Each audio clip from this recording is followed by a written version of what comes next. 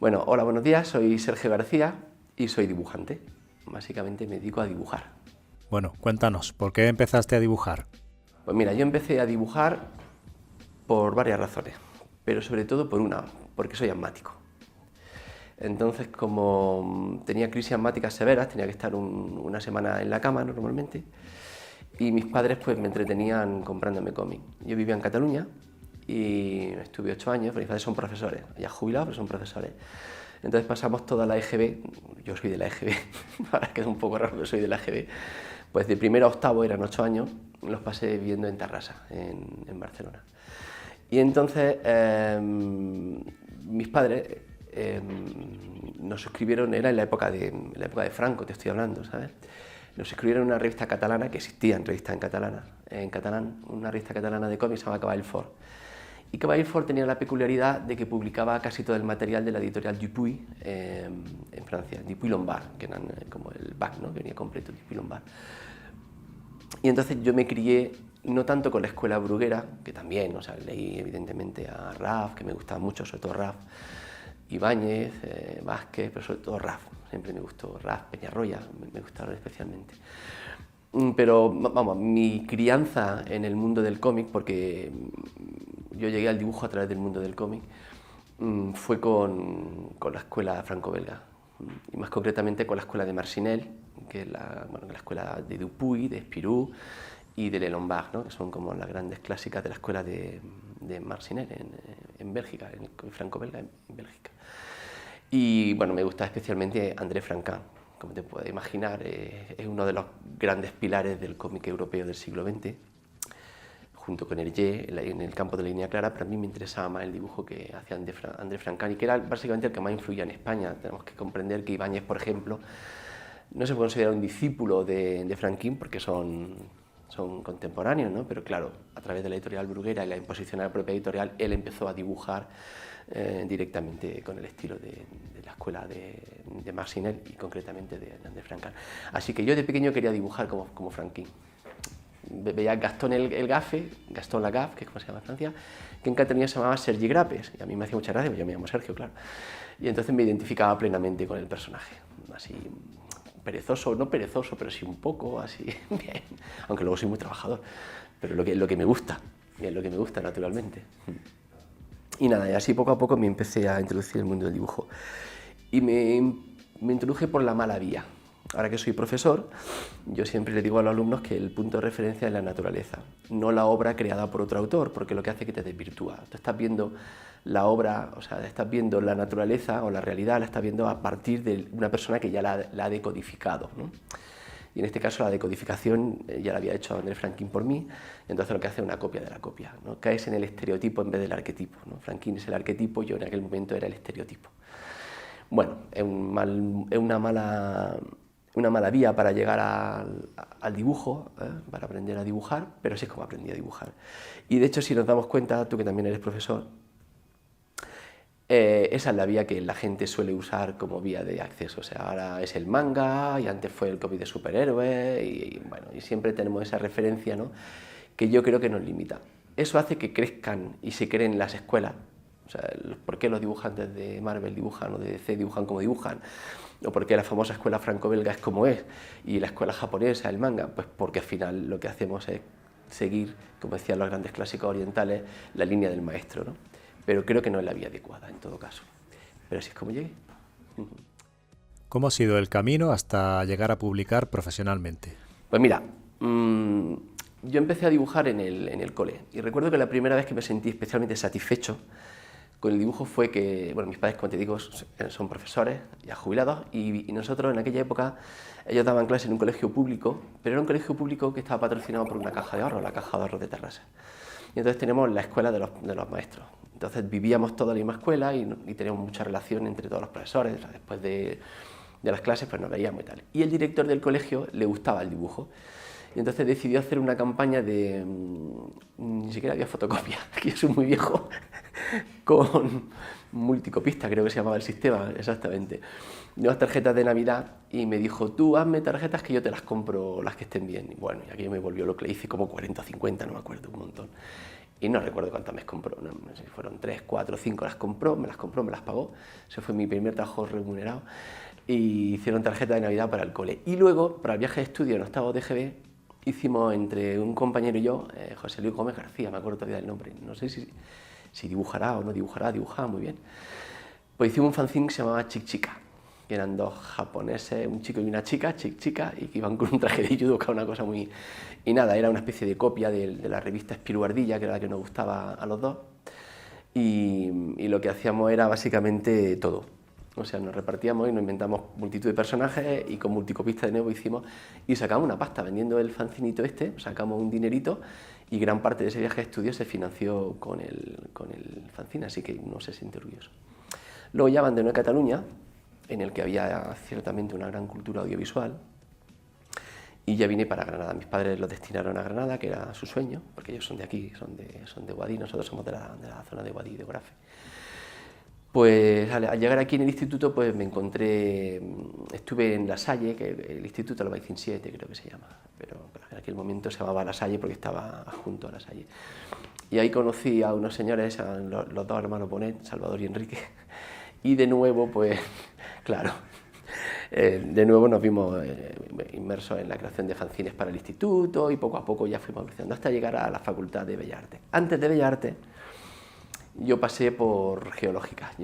Mi padre, como he dicho, era maestro, pero él quería ser geólogo y no pude estudiar en su época, no tenía dinero. Total, que al final yo hice 2 años de geología, bueno, por cuestiones que no vienen al caso.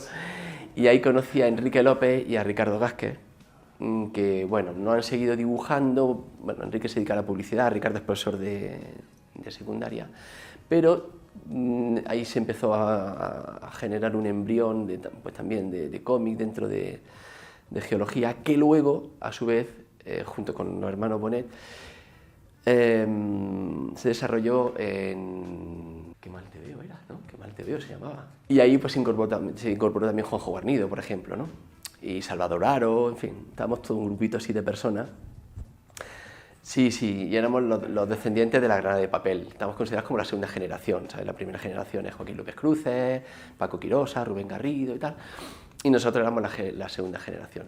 Estamos también con Encarni, con Andrés Soria, que ya falleció. En fin, luego se incorporó también Miguel Ángel Moleón. Bueno, toda una serie de gente que... Bueno, y sacamos, ¿cuántos fueron? Hicimos la Granada de Mis Horrores, hicimos varios numeritos así. Y eso poco a poco desembocó ya con mi entrada en la Facultad de Bellas Artes, ¿no? Donde ya de forma natural empecé a dibujar.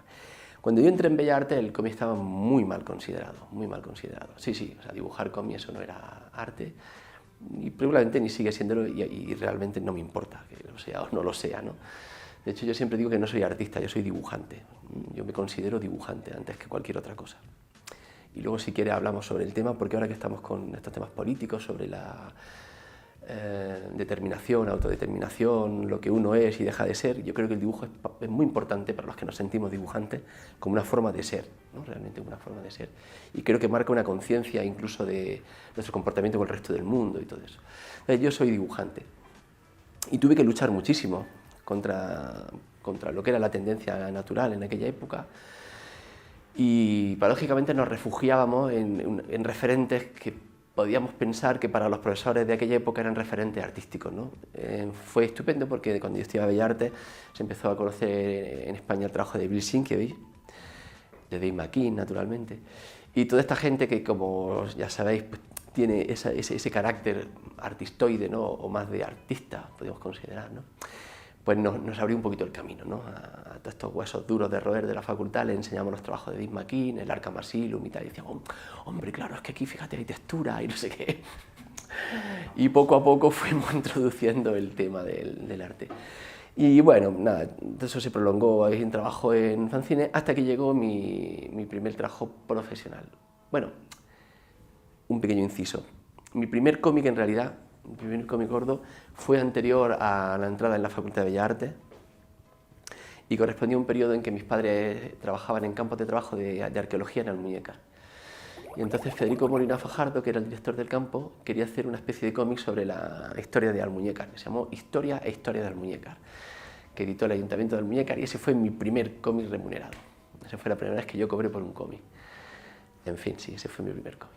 Y a partir de ahí ya, cuando terminando la facultad, pues a veces yo recuerdo perfectamente una entrevista que le hicieron a Moebius aquí en Granada, que le preguntaban él cómo había llegado a ser dibujante de cómic, y decía que había estado en el momento adecuado, en el sitio adecuado.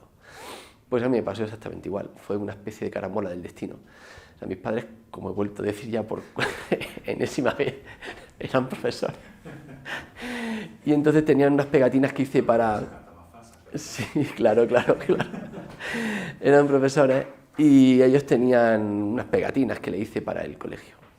Y las tenía en su carpeta. Total, que llegó el representante de libros de SM, pues, para promocionar los libros y tal, y vio el dibujo de la carpeta. ¿Y esto quién lo ha hecho? Qué gracioso. Pues mi niño. ¿Y tu niño por qué no publica? Pues porque no sabe cómo hacerlo.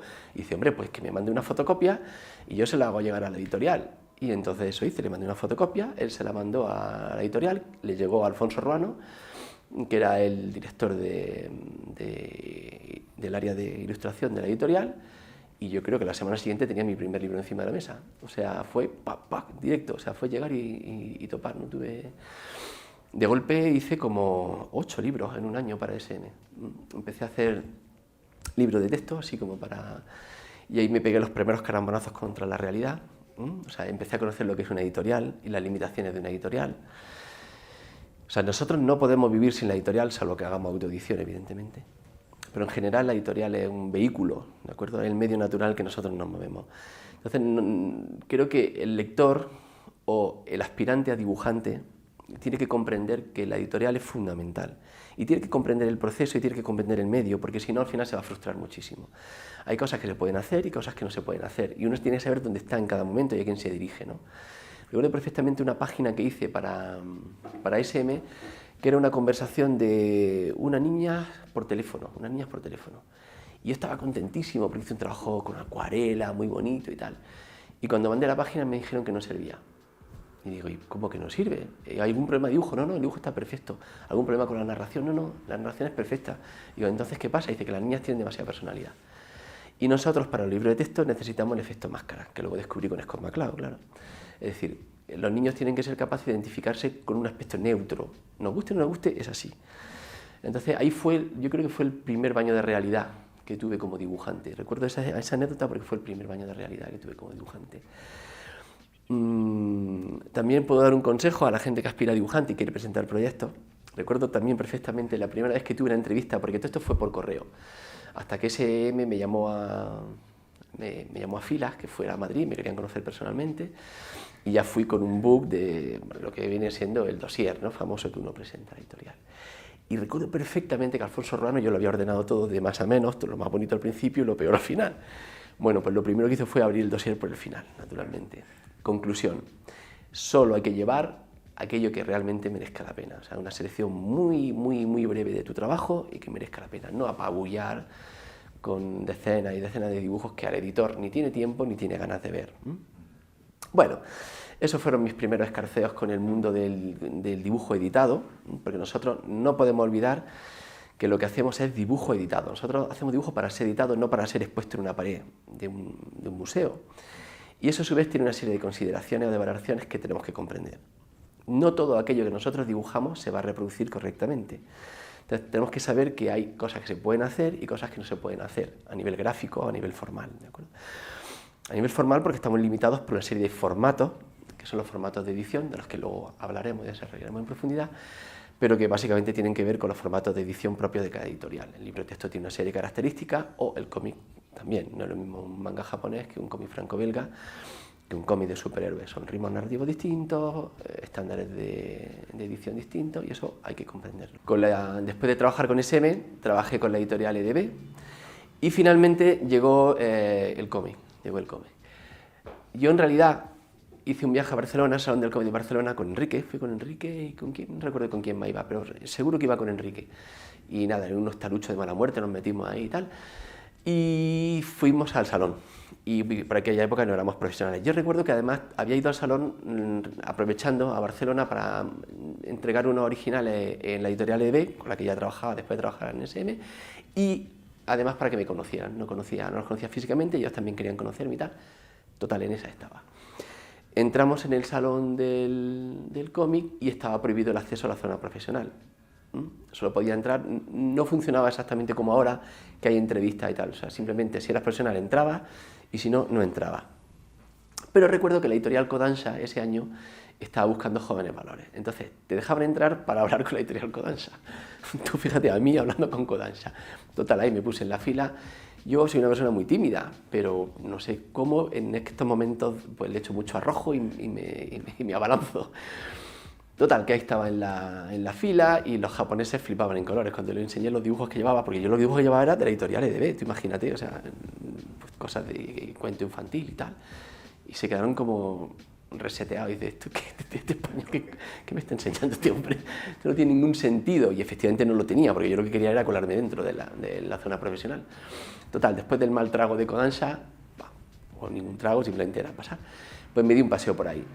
Y de golpe me vi un señor, que en aquel momento era gordito, ahora no lo es, ahora adelgaza mucho, que se llama Yves Schlierf, y que era y sigue siendo uno de los editores de Dargaud más importante, concretamente de Dargaud Benelux. Dargaud tiene varias sedes, una en Suiza, otra en Francia y otra en Bélgica, y esta era Benelux.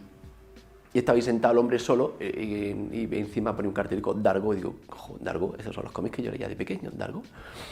Total, que me siento con él, mi francés en aquel momento era bastante patético, mi inglés tampoco era mucho mejor, y me siento y digo, hola, y empezamos a hablar, y bueno, ¿tiene algún proyecto? Él, como estaba aburrido, me hizo caso. Supongo, en otras condiciones seguramente no me habría hecho ni puñetero caso.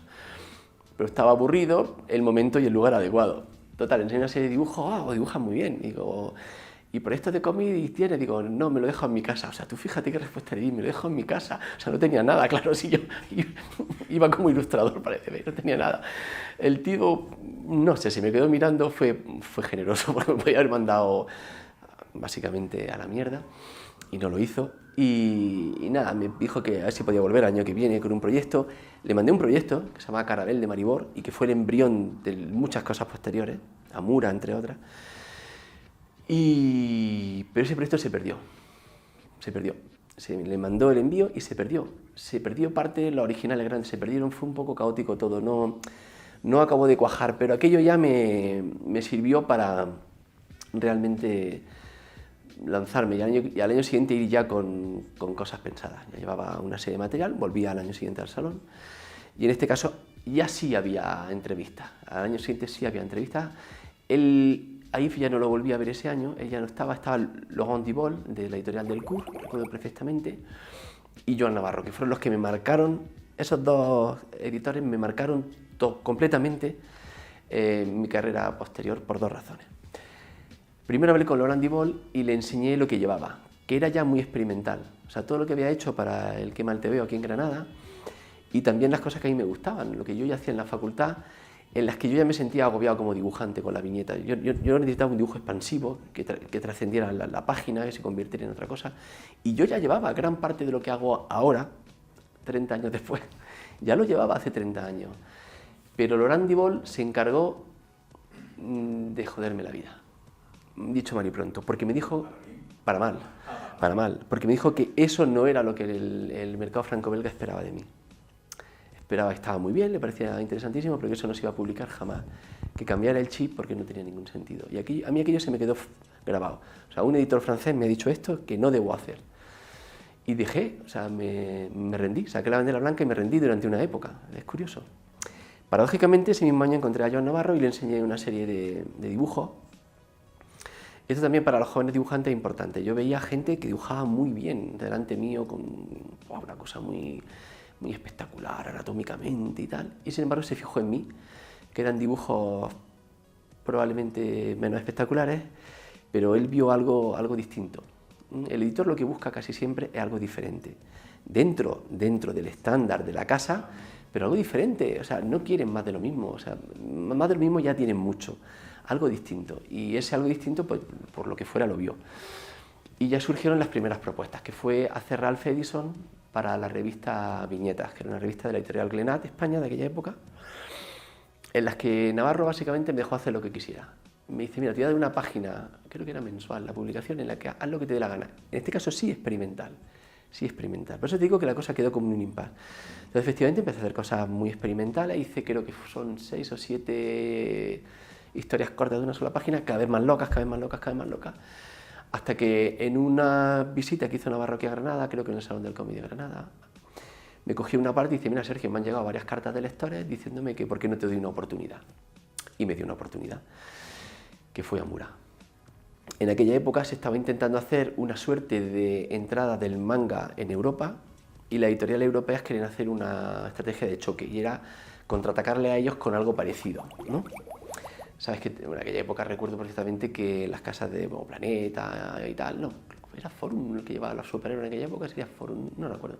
Pues contraatacaron también haciendo serie española, donde Merino, Pacheco y compañía empezaron a su vez a hacer. Total, la propuesta por parte de la matriz francesa era hacer historias cortas, historias largas, publicadas en diferentes numeritos y tal, y ahí se plantea Amura, que fue una historia de 150 páginas publicada en numeritos de 25, 24, 25 páginas, sí, era más o menos a 5 y tal, y ahí también tuve libertad absoluta para narrar. La verdad que a Navarro le agradezco profundamente. Siempre me dio libertad para contar y bueno, la cosa funcionó. Me nominaron 2 años seguidos al Salón del Cómic de Barcelona, no me lo dieron, pero fui nominado. Y bueno, al año siguiente de nuevo, en el Salón del Cómic, yo ya tenía Amura acabado y ya era conocido. Amura ya había trascendido, había llegado a Francia, ya lo conocían y ya había preparado una serie personal, o sea, Amura ya era una serie personal, pero ya pensando en el mercado franco-belga, pensando en lo que me había dicho Laurent Dibol, o sea, que ya quería hacer algo para el mercado francés, porque estaba viendo que el mercado español se quedaba limitado en sí mismo a la hora de difundir, a la hora de vivir también. Yo no daba clase en aquella época, tenías que vivir del cómic, y quería la seguridad que sí que te ofrecía el mundo del cómic, ¿no?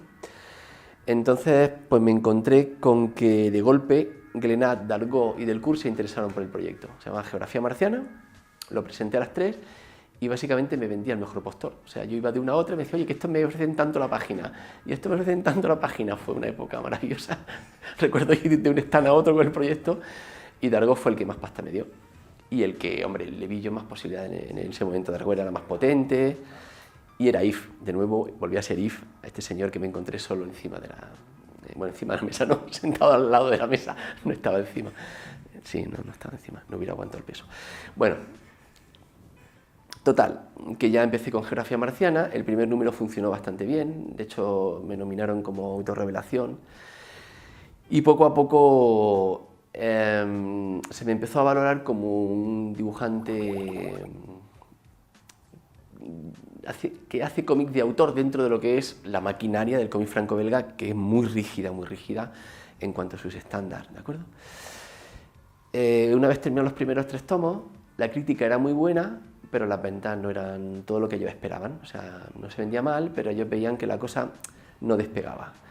Y entonces me dieron 2 oportunidades. O seguía a un arriesgo de pegarme la castaña y que no me publicaran más, así de crudo, o sea, no se cortan un pelo. O sea, te sacamos un 4º número, pero si la cosa no despega, dejamos de publicarte. O sea, es así de crudo. O te proponemos trabajar con un guionista de prestigio, Leo en este caso, ¿vale? De ahí surge una serie que quiero olvidar, que se llama Dexter London, y de la que no hablaré mucho más, y fue un experimento fallido, básicamente, porque Leo, al que le tengo un especial cariño y admiración, como autor y como persona, sobre todo como persona, es una de las mejores personas que he conocido en el mundo del cómic. Sin embargo, su forma de contar y mi forma de dibujar son como el agua y el aceite, básicamente, no tienen nada que ver.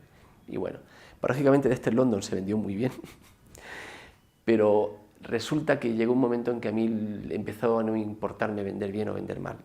Yo lo que quería hacer mis cosas y con Dexter London no me sentía bien. En esa época yo ya estaba como profesor en la universidad, había dejado de ser estudiante y ya era profesor universitario, y empecé a ver que necesitaba realmente desarrollar una actividad investigadora y el cómic convencional no me la daba. Y además yo necesitaba hacer cómic experimental porque es lo que realmente me ha gustado siempre. Desde aquella entrevista con Laurent Dibol lo tenía claro, aunque me castró, digamos, ¿no? Y vi el momento adecuado. Entonces hice una tesis doctoral sobre la narración multilineal, sinfonía gráfica, se llamó, y la publicó Glenat, de hecho la publicó Glenat. Paralelamente empecé a investigar sobre procesos creativos en el cómic, con Historia de una página, fue una exposición en la que se mostraba todos los procesos creativos de una serie de dibujantes, 20 y tanto, no recuerdo cuánto, pero lo que me interesó fue el desarrollo del lenguaje. Y ahí fue otro de las carambolas del destino, que hicieron que esa posibilidad se desarrollara. Resulta que empecé a ir a festivales de cómic en los que un embrión de dibujantes, que en aquella época eran jóvenes como yo, ahora ya no somos tan jóvenes, y ellos venían del mundo del fanzine alternativo, pero en Francia el fanzine tomó entidad editorial, ¿no?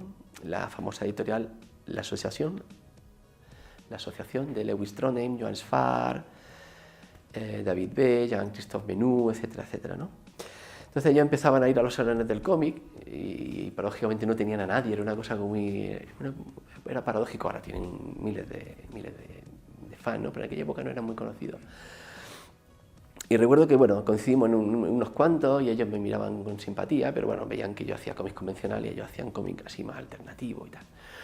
Hasta que un día una revistita belga se llama L'Inédit, El Inédito, pues de golpe decidió publicarme una especie de monográfico explicando cuáles eran los bocetos que yo hacía y las cosas que no se publicaban. Y ahí puse todo lo que Laurent Dibol me había dicho que le gustaba, pero que jamás se publicaría. Ahí se publicó en L'Inédit. Puse cosas antiguas, cosas que yo seguía haciendo de forma alternativa, pero que no se publicaban. Total, que en un festival de cómic en Bruselas, pues estaba Trondheim en una esquina, Lewis Trondheim en una esquina, yo en otra, y el editor del L'Inédit empezó a repartir la revista a todos los dibujantes. Trondheim se pone a mirar la revista, se levanta enfadado, viene hacia mí, me la tiró así literalmente y me dice: ¿por qué coño no dibujas así? ¿Por qué haces esta puñeta de cómic comercial de mierda así? ¿Por qué no dibujas así? Digo, luego hablamos, le dije. Y en ese momento yo estaba acabando la tesis doctoral y tenía toda la experimentación de narración multilineal ya desarrollada conceptualmente, cómo funcionaba todo a nivel conceptual, con Caperucita Roja, la primera versión. Ya estaba todo conceptualmente desarrollado, toda esta forma de contar a través de varias historias que se desarrollan de forma... Bueno, pues entonces resulta que justo en ese salón del cómic de Bruselas quedamos al día siguiente y entonces le enseño todo lo de la... No, miento, esa tarde, fue esa misma tarde. Le enseño todas las piezas que ya tenía desarrolladas y dice: pero esto es maravilloso, o sea, tienes que trabajar aquí. Y digo: sí, el problema es que estoy muy agobiado con las clases, los guiones. Digo: es que ¿sabes lo que pasa? Que no tengo guionista. Como buen pescador, tiré el cebo a esperar pacientemente que el pez gordo picara. Y efectivamente, a la mañana siguiente estaba el desayuno en el hotel y se me acercó y dice: Sergio, j'ai un scénario pour toi. Sergio, tengo un guión para ti. Y ya pasó todo el día y esa noche ya nos reunimos y ahí parimos Los Tres Caminos. Ahí nació Los Tres Caminos. Estuvimos viendo las claves como lo queríamos, los tres códigos de color, cian, magenta y amarillo, cada uno de los personajes iba a tener un código de color, cómo se iba a desarrollar. Total, en esa noche tengo guardados todos los bocetos y él también los suyos. Me hizo muchas gracias porque nos los cambiamos vía telemática hace poco. Ha pasado ya mucho tiempo de eso. Bueno, se publican Los Tres Caminos y fue un bombazo editorial, dentro de lo que es el cómic alternativo. En Sierre nos dan el premio al mejor álbum infantil juvenil del año. Y lo que es más importante, el Ministerio francés lo declara como lectura obligatoria en todas las bibliotecas de Francia. Eso supone que todas las bibliotecas de colegios y bibliotecas públicas de Francia tienen que tener un ejemplar de Los Tres Caminos. De hecho, Los Tres Caminos se siguen editando. Y para ser un cómic alternativo, pues vaya, no sé, son 40 y tantos mil ejemplares lleva ya. No es mucho, en fin, no llegamos a los 100 y pico mil o lo que sea, de los bestsellers y todo estos que hay en Francia, pero para ser un cómic alternativo lleva muy bien, ¿no? Y ahí se nos abre la posibilidad de seguir experimentando. Delcourt nos deja hacer, porque esto fue con la teoría del Delcourt, yo seguía haciendo una obra clásica en Dargaud y otra obra alternativa en Delcourt. Cuando tomó fuerza lo alternativo en Delcourt, ahí me dejaron hacer durante un tiempo, publiqué un cómic teórico, que en realidad fue la base de todo el trabajo que yo hice para mi titularidad. Se publicó como cómic, L'Aventure d'une bande dessinée, que aquí se publicó como anatomía de una historieta por Sin Sentido. Luego vino la segunda parte de Los Tres Caminos, otro libro teórico al limón con Lewis Trondheim, que aquí se publicó como... no me acuerdo cómo se llama en España. lo publicó Factoría K de Libros.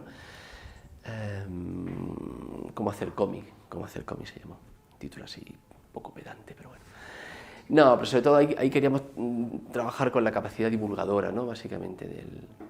Y bueno, poco a poco fue la cosa evolucionando hasta Mono y Lobo. Mono y Lobo, que es un libro que se hizo para Delcourt, con guión de Lola Moral, que es mi mujer, mi amor y mi vida, y mi guionista y mi colorista también.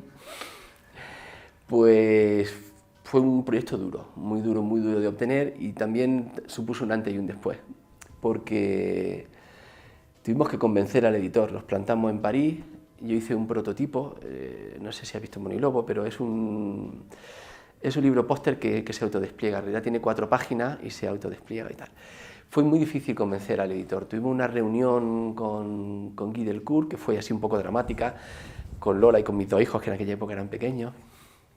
Veníamos de Disneylandia y nos recibió así en el despacho, ahí con una forma un poco... Bueno, él no estaba convencido, porque decía que... Me acuerdo perfectamente que decía, Sergio, nosotros no hacemos póster, hacemos libros. Y tuve que intentar convencerle de que en realidad eso iba doblado sobre sí mismo, pero pegado a las guardas. Era un problema de arquitectura del libro, o sea, de cómo componer el libro y de arquitectura del libro. Y bueno, le mandé un prototipo, tardamos 3 meses en convencerlo, y al final aceptaron. El libro se hizo en Malasia, se publicó, tuvo muy buena crítica, pero no funcionó a nivel de venta. Y entonces, a partir de ahí, al siguiente libro me dijeron, se acabaron las experimentaciones. O sea, en Francia se acabó.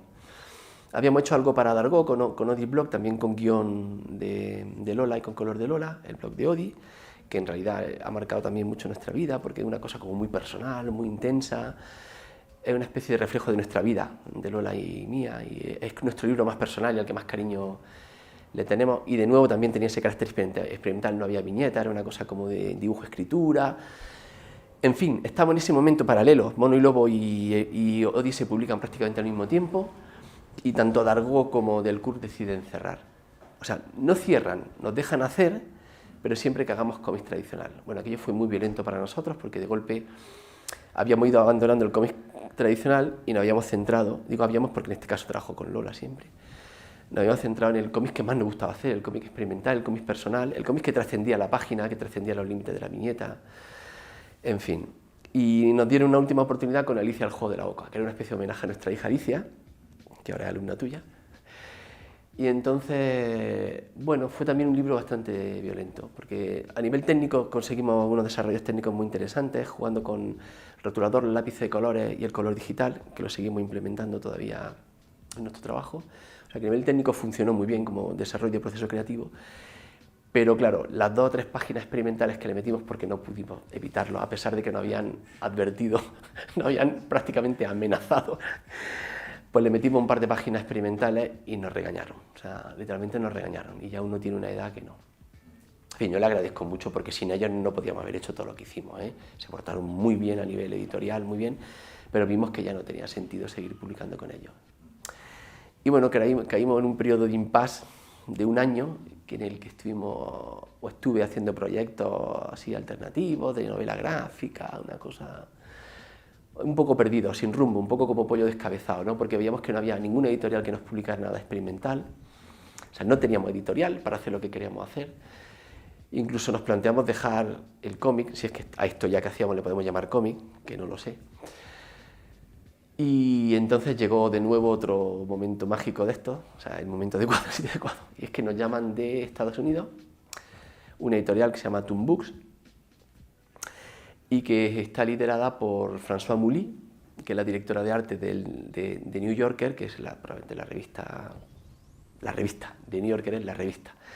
Ella es la que se encarga de todo el diseño de portada y el aspecto también de ilustración, pero es directora de arte de New Yorker. Y la lleva con su marido, que es un señor desconocido, se llama Art Spiegelman, que no conoce casi nadie, que es el dibujante de Maus. Ironía. Sí.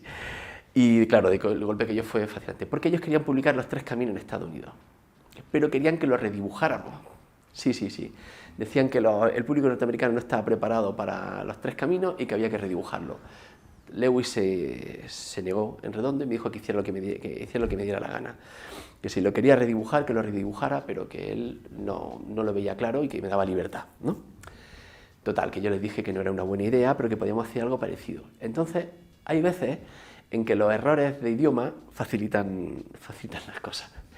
Yo le estaba intentando explicar en una conferencia a 3, la hija estaba, no sé si estaba en París la hija, y ella en Nueva York, o las dos estaban en Nueva York, no recuerdo muy bien, y además me estaban hablando por internet, porque la conferencia es muy cara y tal, y se le oía fatal, y yo le estaba hablando en francés, pero yo creo que no me entendían muy bien lo que yo quería decirle. Yo quería decir que podíamos hacer historias muy complejas y que para que lo comprendieran cogí una parte de mi tesis doctoral y era lo de las líneas de metro, que cada línea de metro puede ser en realidad una línea argumental. Son experiencias y prototipos que ya había desarrollado como profesor en el máster de cómic de Angoulême con los alumnos y que ese tipo de elementos podían funcionar muy bien. Y ellas pensaron que yo quería hacer un cómic sobre el metro de Nueva York. Y, se pusieron locas de contenta y aquello dio lugar a Perdido en Nueva York, Lost in New York City, con guión de Nadja Spiegelman, que es la hija de Art y de François, y fue maravilloso porque partimos de un guión muy sencillo de Nadja para niños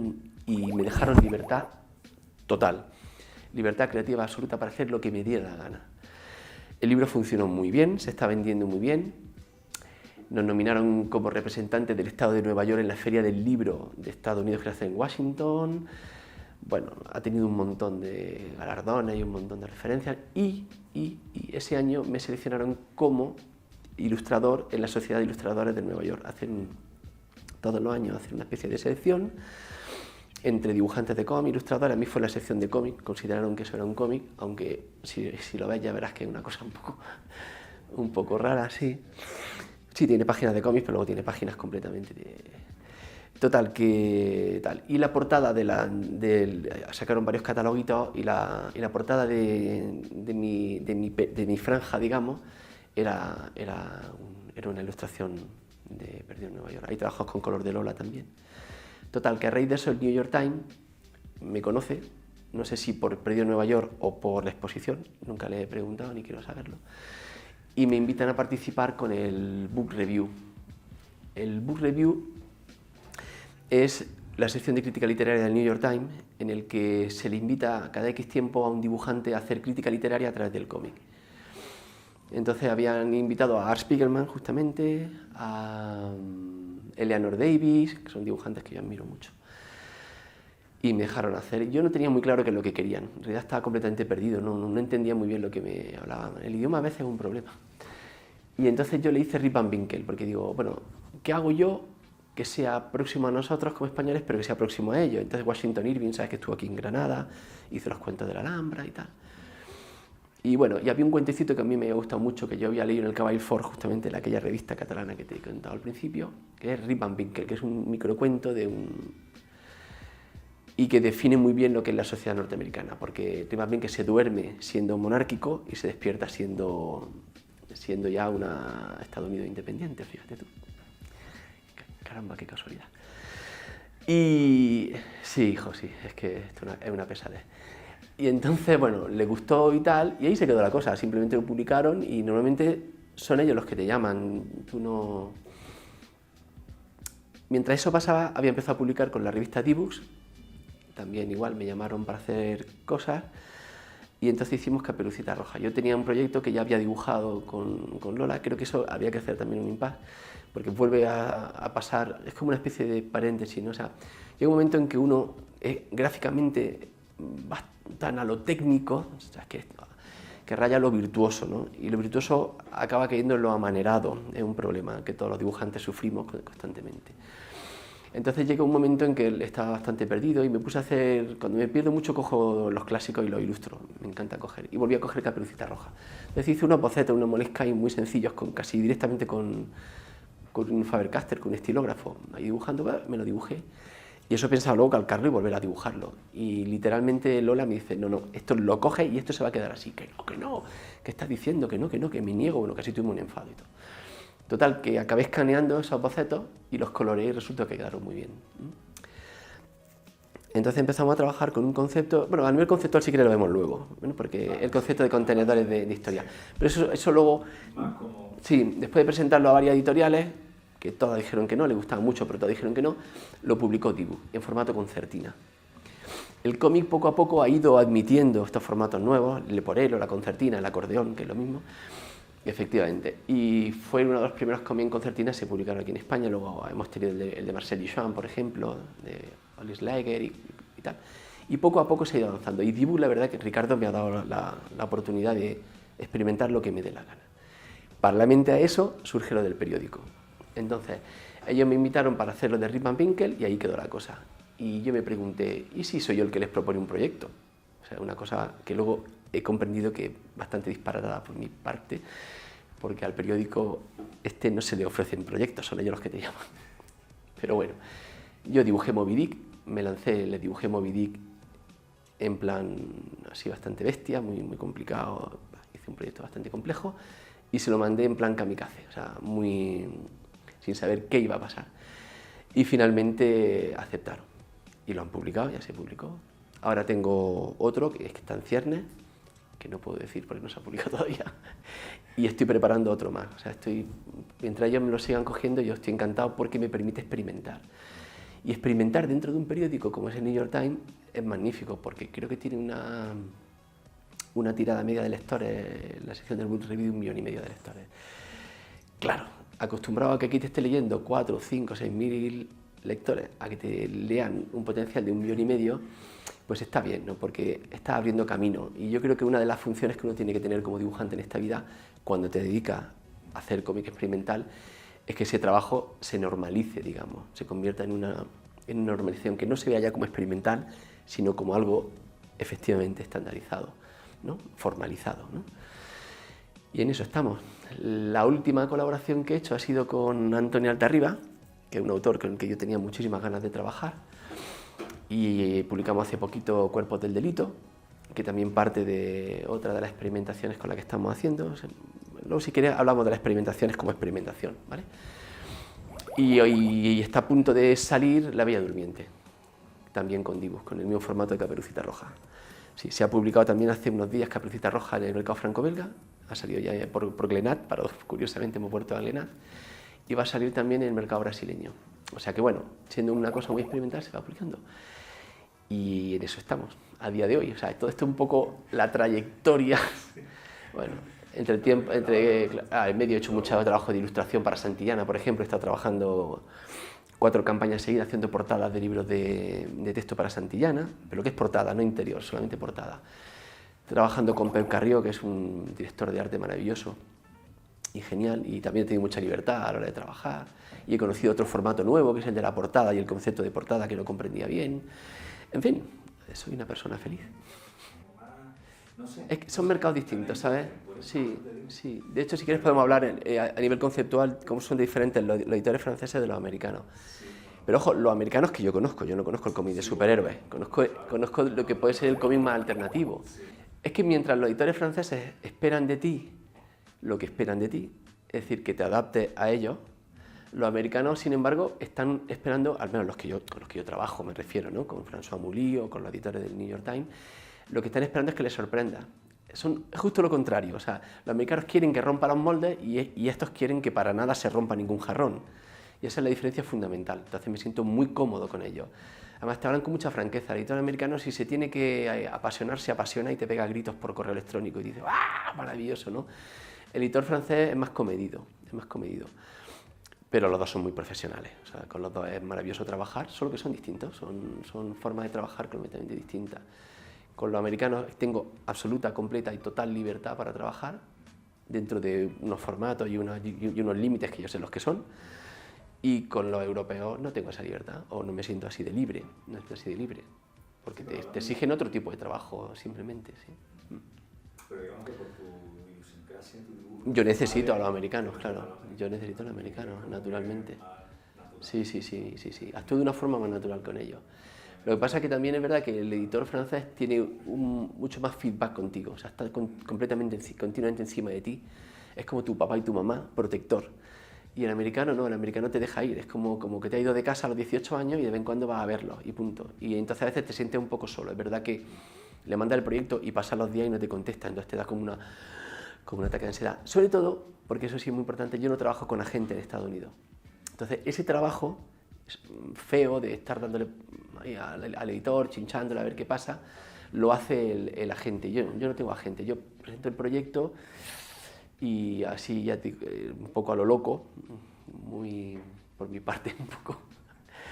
Y luego si sale bien y si no, pues me lo como con patatas. No, nunca te lo comes. Siempre hay un editor que está dispuesto a publicarlo, ¿no? Cuando la cosa tiene un cierto nivel. Lo que pasa es que igual estás pasando de alguien que te va a editar para 2.000 personas a alguien que te va a editar para muchas más, claro. Entonces, la balanza y el equilibrio está ahí. Bueno. ¿Y cómo estructuras tu trabajo? ¿Qué línea de investigación vienes desarrollando, etcétera? Es el momento. Bueno, mira, a nivel narratológico hay como varios hitos también, ¿no? Digamos, en mi labor profesional. Efectivamente, yo he desarrollado toda una línea de cómic tradicional, de cómic convencional, haciendo, pues eso, un cómic franco-belga estándar en 4 bandas, muy clásico, que me gustó una época y ahora me aburre profundamente. De hecho, leo muy poco cómic, en general leo muy poco cómic. Y me empecé a interesar por otra forma de narrar. O sea, llegó un momento en que sentía una verdadera claustrofobia gráfica. O sea, yo realmente necesitaba expandirme. Y si uno tira de la historia del dibujo, no digo ya de la historia del arte, de la historia del dibujo, uno se da cuenta enseguida que el dibujo es expansivo por naturaleza, necesita expandirse. Se expandió por los muros egipcios, en los libros de Landois, por ejemplo, se expandió en los rollos japoneses, cuando contaban historias en formato rollo, porque necesitaba expandirse. Se expande la cartografía, que es una cosa que adoro. La cartografía, colecciono mapas de hace mucho tiempo y hazla, y me encanta la cartografía por ese carácter que tiene la representación del espacio, ¿no? Comprimido pero expansivo al mismo tiempo, ¿no? Porque tiene desde lo pequeño hasta lo grande, ¿no? Haciendo zoom y este tipo de cosas. Y poco a poco me incitó a generar narraciones distintas. Empezaron por conceptos de narración multilineal, que antes hemos dicho, lo hemos referenciado en la sinfonía gráfica, y que se articulan igual que una partitura. De hecho, ahora voy al Festival de Música y Danza de Cádiz y tengo un seminario con unos alumnos y voy a volver a los orígenes. Como es un festival de música y queremos hacer la música en movimiento, les voy a dar a cada uno una partitura. Más que una partitura, les voy a dar una banda, ¿cómo se llaman las líneas? Son pentagramas, ¿no? Un pentagrama, y tienen que funcionar todos como una sinfonía. Van a tener que dibujar todo de forma simultánea para que aquello funcione como una sinfonía. Ese era el concepto, ¿no? Porque lo que yo tenía claro es que el problema que tiene la narración convencional es que tiene un carácter eminentemente lineal. O sea, tú cuando estás narrando, narras desde la propia limitación de la narración. O sea, la voz, cuando cuenta algo, o cuando tú escribes algo, no puedes evitar que esa narración sea lineal.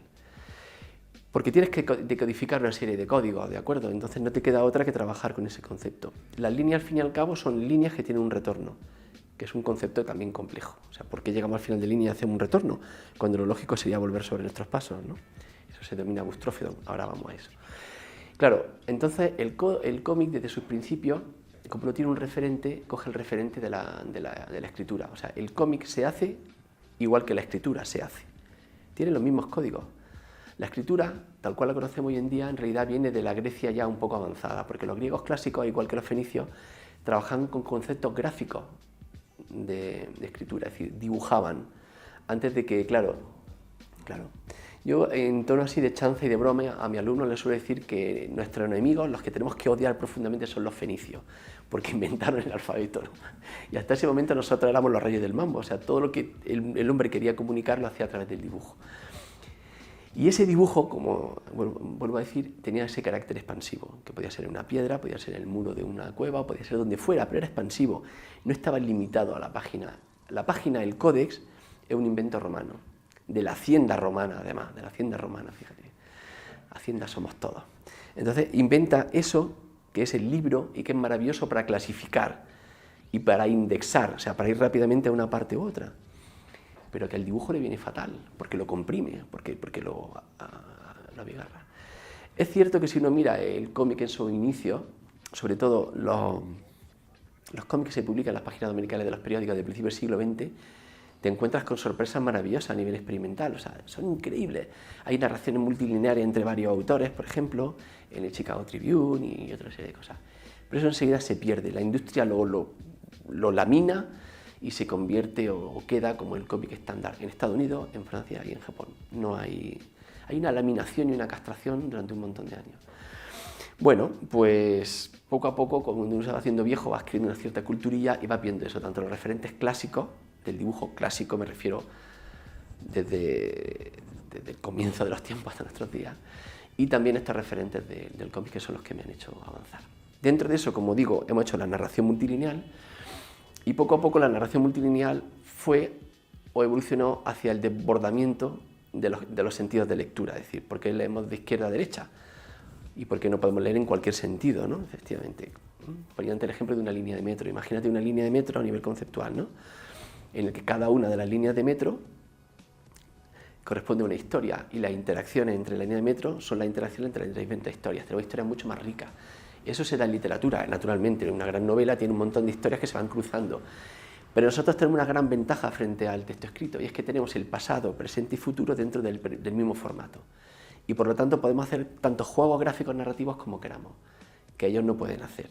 En la escritura ellos no lo pueden hacer, ni tampoco en el cine. Nosotros sí, porque tenemos pasado, presente y futuro. Entonces eso te da para todo, eso te da para todo, es la base de todo.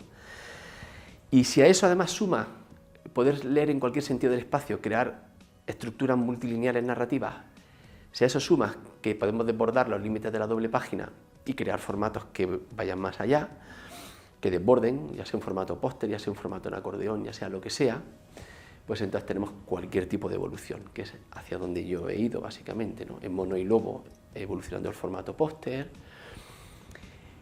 y luego más allá, con un concepto nuevo. Verás, hay una cosa que me ha preocupado mucho a nivel de formato de publicación, y es cómo publicaban los antiguos, ¿vale? O sea, cómo hacían ellos para contar. Nosotros tenemos el libro, que parece que es algo que es inviolable. Nosotros si editamos el libro, es inviolable, ¿no? Y sin embargo te das cuenta de que hay un montón de propuestas de formato que son muy interesantes. Concretamente, en una de las promociones del libro Perdido en Nueva York, pues fuimos a Nueva York y entonces había una exposición maravillosa en el Metropolitan que era sobre los indios de las praderas. Y a mí aquello me abrió los ojos porque muchas veces ocurre que uno tiene el referente ya creado conceptualmente, pero no lo ves plasmado en un ejemplo real. Y en ese caso había las famosas pieles que vemos todas las películas del oeste. Bueno, pues esas pieles se llaman winter cones, cuentos de invierno. Yo no lo sabía, pensaba que eran pieles con dibujos, pero no sabía el sentido que tenían o qué sentido tenían esas winter cones. Resulta que ellos en esas pieles de bisonte narran la historia de la tribu durante todo el año, o sea, de nevada a nevada, de invierno a invierno. Y es una especie como de referencia de todo lo que le ha pasado a esa tribu durante todo un año. Esas pieles luego se pliegan y se despliegan en las noches de invierno, o se desplegaban en las noches de invierno, para ir recordando, son como anuarios recordatorios de lo que ha hecho la tribu a lo largo de toda su historia. Y me pareció maravilloso como metáfora, porque tienen la piel de bisonte, donde se narra normalmente la caza del bisonte. A eso le he denominado yo conceptualmente contenedores de historia. Entonces el primer trabajo que hice fue el de Caperucita Roja, en el que toda la historia de Caperucita Roja se desarrolla dentro del cuerpo del propio lobo. Hay un lobo gigante y dentro del lobo gigante se cuenta todo el cuento de Caperucita Roja. Se ha aplicado directamente, por ejemplo, a cuerpos del delito. Yo lo que le planteo a Antonio Altarriba al hacer el proyecto es, mira Antonio, a mí una cosa que me gusta muchísimo y es cuando la policía dibuja con tiza en el suelo la silueta de la persona muerta. Pero eso desde pequeño me ha pasado, que cuando yo veía esa silueta intentaba imaginarme por qué el muerto estaba ahí o cómo había llegado el muerto hasta ahí. O sea, de hecho, en la silueta estaba contenido toda la historia del muerto y ahí surge Cuerpos del Delito. O sea, hay una silueta donde hay una historia multilineal de varias personas que se van cruzando y que confluyen en por qué esa persona está muerta, ¿no? Esos cuerpos del delito. Y a partir de ahí, otro de mis intereses han sido, o sea, una vez que trabajamos con la narración multilineal, una vez que trabajamos con la ruptura del sentido de lectura, una vez que trabajamos con la ruptura del formato de publicación y una vez que hemos trabajado con la metáfora visual del contenedor de historia, el siguiente paso que he querido dar es darle un nuevo giro a la ilustración. O sea, para mí la ilustración ha supuesto siempre un problema. Y es esa especie de subyugación que ha tenido del texto. O sea, Aldo Manuzio ya establece en el Renacimiento que hay una clara referencia de toda la parte gráfica que él ya publicaba y que así la conceptualiza en su escrito, como algo dependiente del texto, la illustratio, estamos iluminando el texto, ¿no? Y bueno, evidentemente la ilustración contemporánea ha roto ese molde, ¿no? Pero yo quería ir más allá, y trascender el propio álbum ilustrado, ¿no? O sea, hasta hace poco teníamos bloques de texto y una ilustración, bloques de una ilustración, luego en el año 50 con Mary Sendak y compañía nace el álbum ilustrado, en el que tú tienes realmente un gran peso de la ilustración frente al texto, ¿no? Incluso a veces prescindiendo del texto, pero siempre dentro del formato del libro, de nuevo, el libro. Y se me planteó la posibilidad, a través del New York Times, o sea, he usado el New York Times para desarrollar eso, de cómo crear un concepto nuevo de ilustración que sea un todo global, que yo pueda tener como referente visual al mismo tiempo que estoy leyendo el texto. Entonces, Moby Dick, el segundo trabajo que he hecho para el periódico, es en realidad un gran friso que mide 63 por 2 metros. Y ahí tienes toda la novela. Es un macro dibujo en el que se incluye toda la novela. Uno puede navegar por el macro dibujo y puede estar leyendo la novela y navegando. Igual que Alicia en el País de las Maravillas, también funciona conceptualmente de la misma manera. Así que en este momento estoy trabajando en esas dos líneas de actuación. Una evolución de lo que es el concepto de la ilustración y un desarrollo de la narración multilineal, cambio de edad, hasta el contenido de historia en el mundo del cómic. Y así, de forma muy resumida, esta es la investigación que he venido desarrollando a lo largo de mis ya 50 años de vida. Avánzanos un poco más, si puedes, cómo has abordado estos últimos trabajos. Alicia, Pinocho, Moby Dick, y sobre todo si tienes pensado crear alguna historia nueva, especialmente pensada para esa multilinealidad, ¿no? Como es el caso, por ejemplo, de Alicia, ¿no? Que parece una historia que de alguna manera lo demanda. Sí, ahora lo que he intentado hacer con Moby Dick y con Alicia, y ahora también con Pinocho, es un poco realmente ponerme en la piel en el caso de Alicia, de Lewis Carroll, por ejemplo, ¿no? y documentarme muchísimo, creo que es la función del ilustrador. O sea, realmente ver todo lo que hay no lo puedes ver, ¿no? Pero intentar ver mucho de lo que hay. Me vino muy bien el libro de Martin Gardner, que es Alicia anotada, en el que intenta explicarte por qué Carroll hace esto o hace lo otro, ¿no? Entonces es divertido descubrir cosas que creo que Martin Gardner no había descubierto y que se plasman en la forma en que he concebido la narración. Alicia funciona como un reloj inverso, es todo como un enorme reloj, porque si uno cae en la cuenta, Alicia en el País de la Maravilla son 12 capítulos y Alicia a través del espejo son otros 12 capítulos, en total son 24, que son las 24 horas del día. Entonces funciona como un reloj que a su vez, como todo es al revés, funciona al revés. Empieza a las 6 en vez de a las 12 y se lee en sentido inverso a la aguja del reloj. Entonces todo conceptualmente tiene un sentido. Intento que cada pieza que hago tenga un sentido conceptual. Sobre todo la integración entre la figura y el espacio. O sea, a mi alumno le digo siempre que el espacio se tiene que adaptar a la narración y no al contrario. O sea, esa obsesión renacentista que tenemos por la plasmación de un espacio geométrico basado en la geometría descriptiva, lo que malamente la gente define como dibujo técnico, es que hay algún dibujo que no sea técnico, ¿vale? Está hablando de geometría descriptiva en realidad. Claro, pero pero es un defecto. Yo a mis compañeros que dan sistemas de análisis y representación de las formas, os digo, no, porque yo hablo de dibujo técnico, no, vosotros no todos damos dibujo técnico, vosotros dais geometría descriptiva, claro, es técnico. Pues yo le digo eso, que no podemos basarnos en esos cánones renacentistas de representación, ¿no? Sino que el espacio va mucho más allá, se transforma, se adapta. Tenemos que pensar en cómo de forma nata los niños dibujan. Picasso llevó toda su vida diciendo que quería dibujar como los niños. La gente no comprendía qué quería decir con eso. Lo que sé que a lo que se refería es que los niños tienen una capacidad de adaptar la realidad a la hora de contar. Y eso es lo que Picasso hacía. Y lo que humildemente uno pretende hacer, ¿no? O sea, deformar la arquitectura, deformar el espacio para que se adapte. Eso lo hacían los hindúes también en una región concreta, se llama Janta. En una serie, hay unas cuevas, y dentro de esas cuevas te das cuenta que el espacio se modifica, se abate, se transforma para permitirte contar. Ya lo hacía la gente del gótico tardío, del románico, quiere decir que no es algo nuevo, ¿no? El ser humano siempre lo ha hecho. Pero parece que desde el Renacimiento se impuso una suerte como de racionalidad severa, ¿no? Que ya se rompe en el siglo XX de forma clara, ¿no? Pero eso al cómic no había llegado. La gente del cómic sigue todavía contando con la superposición de planos tradicional de la animación, era de la animación, y un poquito de cónica y una cosita así. No, rompemos el espacio y no pasa nada, ¿no? En ilustración nos llevan años de ventaja en eso, años, a nivel conceptual. Pues también eso es otra de las cosas que intento trabajar en el mundo de la ilustración. O esta ilustración cómic que hago, ¿no? Esta especie de híbrido entre ilustración y cómic, que no sabemos muy bien lo que es. De hecho, ya la gente cuando intenta catalogar los libros ya no saben cómo catalogarlos, y como los críticos me refiero. ¿Es un cómic o es un libro ilustrado? ¿Qué es? ¿Qué es? No se preguntan qué es. Pues no lo sé, habrá que ponerle nombre. Pero ya se encarguen otros de ponerle nombre, no lo sé. En fin, Bueno, pues a la hora de vivir, ¿no? Del cómic, ¿no? Sí, ¿Prefieres? Sí. hablamos un poco, bueno, esa parte más industria, digamos, ¿no? Sí. O No, lo que quiera, o de la editorial, o- subsistencia. Básicamente lo podemos llamar subsistencia. Apartado de subsistencia, o sea, cómo vivir de esto, ¿no? Sí. Cómo vivir de esto. Sí. Bueno, pues a la hora de vivir profesionalmente del cómic, se plantea un dilema claro.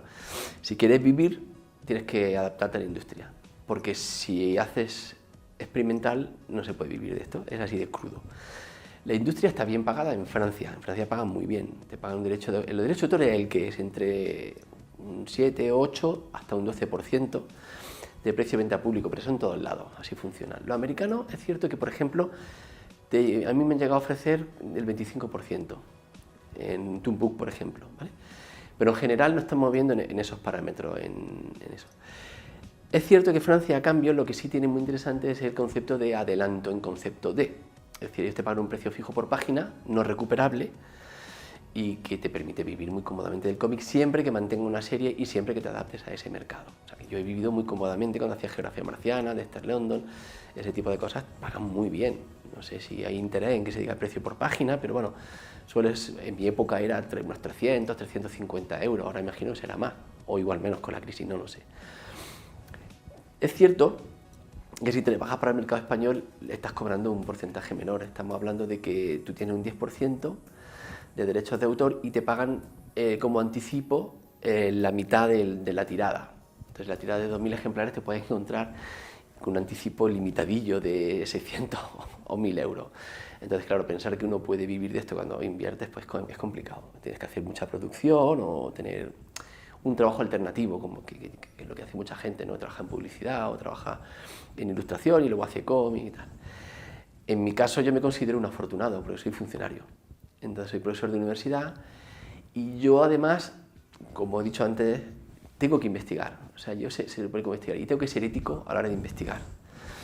Entonces yo podría investigar de dos maneras, o escribiendo en revistas científicas indexadas, artículos científicos, o bien, como creo que debo hacerlo, es haciendo producción real editorial en el que cada producción sea una innovación en el campo de la investigación. Con lo cual, el dinero en este caso pues, pasa a un segundo plano. Realmente, bueno, no puede evitar que te paguen derechos de autor y así es como lo hacemos con Hacienda, ¿no? Naturalmente es así. Pero bueno, en este caso el dinero la verdad que no es mucho y no es lo más importante, es algo casi simbólico. Y nos permite hacer, bueno, tengo esa suerte. Puedo dibujar realmente lo que quiero porque tengo la libertad de tener un sueldo de profesor y eso está bien, sí. ¿Qué técnicas de dibujo suele utilizar? Bueno, pues dale. Bueno, está funcionando.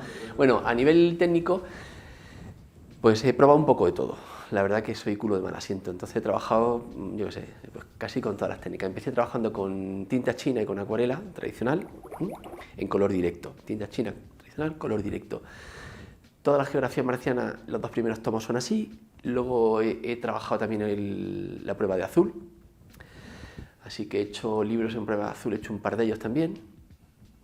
Y luego pues mucho libro convencional en el que la tinta se hace de forma convencional, sea con rotulador o con plumilla, aunque yo suelo preferir la plumilla al rotulador, me gusta especialmente.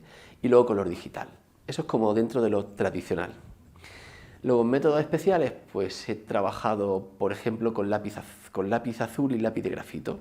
Encaje con lápiz azul en non-photo blue y entintado, que no es entintado, con lápiz de grafito, que luego se trabaja digitalmente en el ordenador, en Photoshop normalmente, y convierte el lápiz grafito en un negro. Por ejemplo, todo Odi está dibujado a lápiz directamente. Luego he usado otras técnicas, como la de Alicia en el juego de la oca, en la que se trabaja con un entintado con rotulador convencional, y luego hago una suerte de texturizado con lápiz Faber-Castell Polychrome naranja y azul. Entonces los tonos que luego Lola va a colorear digitalmente en Photoshop con un calco transparente, en tonos cálidos van todos en color naranja y lo que va en frío va en color azul. Entonces doy toda la textura y luego por transparencia se aplica. Y en los últimos años estoy trabajando con Photoshop directamente, con técnicas digitales directamente, concretamente con iPad Pro y con Procreate, que es un programa absolutamente maravilloso. Pero vamos, de Procreate uso 3 herramientas. Uso la plumilla, que la he personalizado, tengo una plumilla personalizada, y un lápiz de grafito normal y un lápiz técnico. Son las 3 que uso, solamente eso. Y con eso estoy dibujando todo lo del periódico, lo estoy haciendo así. Y de hecho, bueno, pues también La Bella Durmiente que se va a publicar ahora está dibujado entero con Procreate. Y en este caso coloreado el guión y el color de Lola, y el color lo he hecho con Photoshop. ¿Y por qué trabajo Procreate? Pues porque te permite corregir, trabajas con muchísima libertad. A ver, yo nunca he tenido demasiados problemas técnicos, soy un tipo muy limpio dibujando. Cuando trabajo con estilógrafo, con plumilla, con rotulador, con lo que sea, suelo tener originales sin demasiados errores, es decir, voy como a tiro fijo, no tengo problema. Pero Procreate te da mucha más libertad, o sea, te da una libertad añadida, porque puedes ampliar, modificar, sobre todo a la hora del abocetado, fíjate lo que te digo, o sea, yo me gusta mucho a la hora del abocetado, porque sí es cierto que mi forma de trabajar es distinta a la que uno conoce de forma estándar, es decir, la gente normalmente suele hacer un boceto general de todo, incluso hay dibujantes, yo lo he hecho con algunos libros, que se abocetan entero y con este aboceta entero se pasa la tinta. Bueno, a mí eso me aburre soberanamente, entonces yo me gusta pensar en un proceso creativo más embrionario y que va creciendo. De hecho, todos estos trabajos que estoy haciendo para el periódico, suelo saber cómo empiezan, pero no cómo acaban. Entonces yo sé el espacio del que dispongo, que en este caso es un espacio de 63 por 63, lo cuadriculo y empiezo a trabajar por una esquina. Y entonces el dibujo va creciendo, como es esa especie de ilustración que se autogenera, pues entonces va creciendo y una arquitectura da lugar a otra cosa, que me da lugar a otra cosa, que avanza por aquí, que avanza por allá, y voy viendo cómo se va componiendo todo el espacio, pero no tengo una visión global de todo, sino que es una forma de irme introduciendo que me parece más fascinante, no sé, porque si no me aburro, o sea, yo lo que no puedo permitir es aburrirme dibujando. Entonces siempre me busco artimañas y trucos para no aburrirme, para no repetirme. Sí. Probablemente a día de hoy, no creo que pudiera hacer un cómic de 48 páginas franco-belga, eso ya me mataría.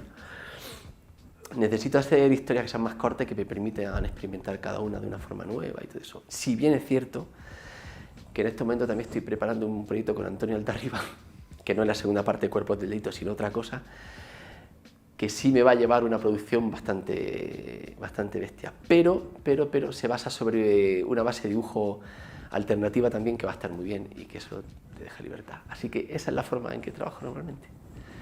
Sí, señor. Gracias a ti, claro. No, hombre, yo gracias a ti por la entrevista. Me ha encantado poder expresarme así relajadamente, porque ¿sabes lo que pasa? Que normalmente en la entrevista, yo he hecho muchas entrevistas en prensa, en algunas en televisión también, en radio, y son con tiempos muy acotados y sobre todo cuando son directos son horribles, porque es que al final tienes que caer casi en el gracejo. Recuerdo una tournée que hicimos con Trondheim, cuando sacamos uno de los libros, que fuimos a France Inter, o sea, todas las grandes así cadenas francesas de radio, estuvimos con Rolling Stone, con la revista, pero son siempre entrevistas de 15 minutos, pasa al siguiente periodista, y ya te das cuenta que tienes como una especie de tic, es patético, es ridículo, son entrevistas que no tienen ningún sentido. Así que esta entrevista así como de largo formato, en la que puedes hablar relajadamente, se agradece mucho, sí, está muy bien. Bueno, mira, pues te voy a enseñar un poco lo que he traído para que comprendas esto, porque lo de Moby Dick no lo habrás visto.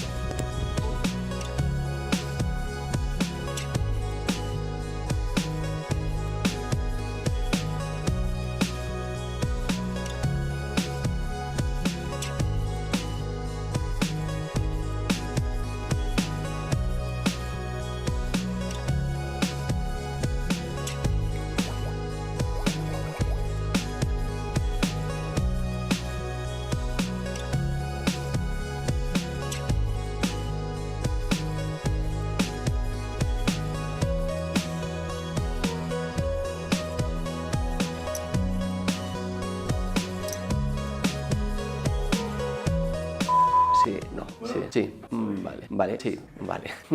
Sí, suele ayudar, sí. Sí, sí, sí. No, claro, no, sí, sí, claro, sí.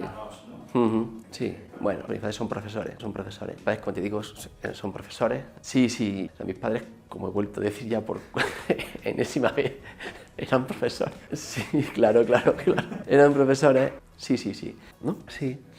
Sí. Sí. Sí. No, sí. Sí. Sí, sí, sí, sí, sí, sí, sí. No. Ajá. Sí, sí, sí. No, como dibujo. Me he perdido, no sé por dónde iba. No sé, todo un rollo. Y me he ido por la rama. ¡Buah!